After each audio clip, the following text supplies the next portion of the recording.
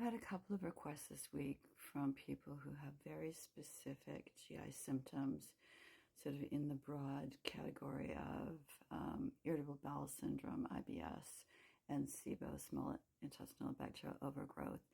So I'm making this video to right now specifically address constipation, and that intractable constipation that you have so much trouble just getting that motility going, and getting your system feeling evacuated and feeling like you actually feel good.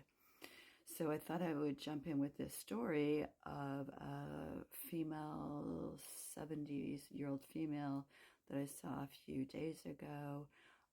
Her symptom onset was in 2020 when she was diagnosed with a MRSA infection. So obviously she had to take antibiotics, and this, took a while to heal.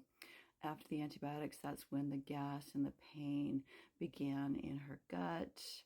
And she had had a history of constipation since she was a child, so this wasn't really new to her.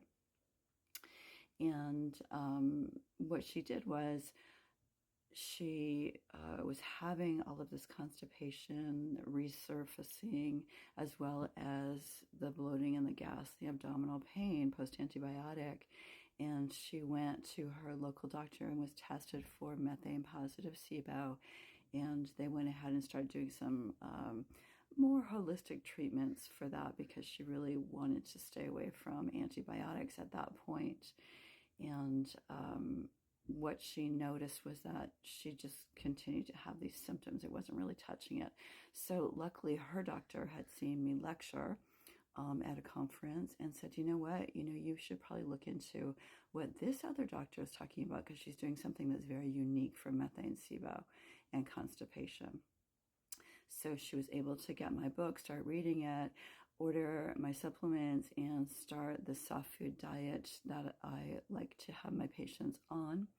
And she started all those things before we actually had our appointment. So when we had our appointment, she was already starting to feel better. And what she noticed was that this intractable constipation that she had was already starting to clear up and be more regular for her. On the sulfur powder, the GI-1 powder, she was already at about half the therapeutic dose, about 15 grams a day, that she had titrated up to get to that point.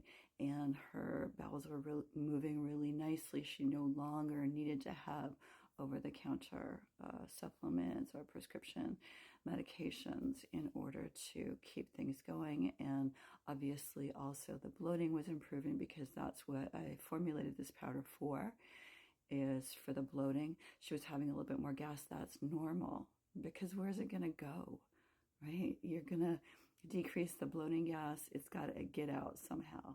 And that also changes over time with the protocol. So I think I'll make another dosing video, because there's one buried in my feed somewhere with another example of a patient, but I'll make a really clear dosing video. Essentially, it's a titration of the GI-1 powder. You start with a low dose, you titrate up over the course of time, whatever time period that is for you, daily dosing. Every time your symptoms start to settle down, if you have any side effects, you increase your dose. Incrementally, you get to the full treatment dose of 30 grams and hold it there for 8 weeks.